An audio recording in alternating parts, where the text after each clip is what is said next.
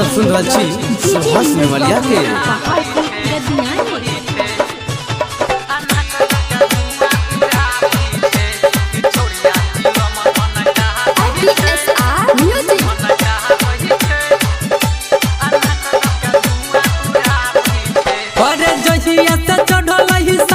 महीना चिलम में गाजा भर के रोजीना जहिया से चढ़ल सावन महीना चिलम में गाजा भर के रोजीना माचिस के तिली जरा बही छै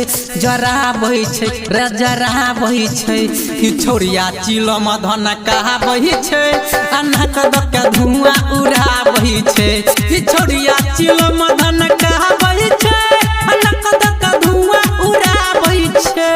जहिया से चढ़ल सावन महीना चिलम में गाजा भर के रोजीना जहिया से चढ़ल सावन महीना चिलम में गाजा भर के रोजीना माचिस के तिली जरा बही छै रे जरा बही छै कि छोड़िया चिलम धन कहा बही छै अनहक दक धुआं उड़ा बही छै कि छोड़िया चिलम धन कहा बही छै अनहक दक धुआं उड़ा बही छै।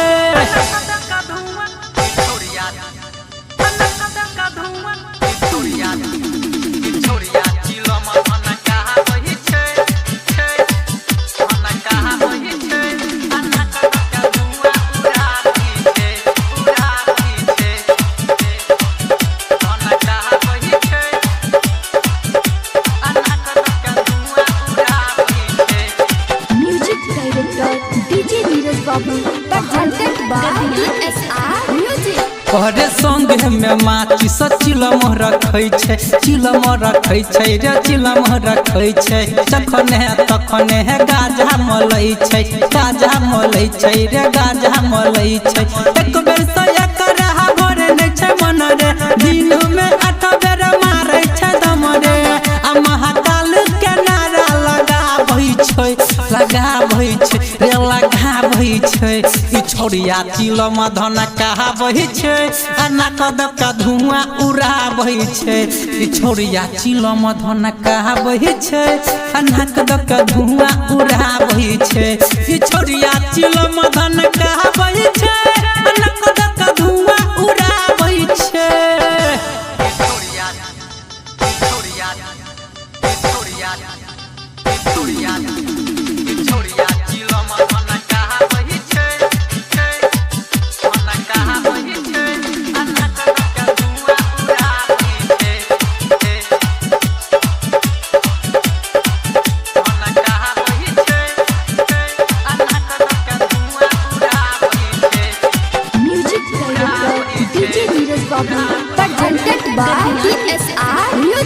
अरे बाबा के भक्ति में भेल छै पागल ई भेल छै पागल रात के छोड़िया ई रहै छै जागल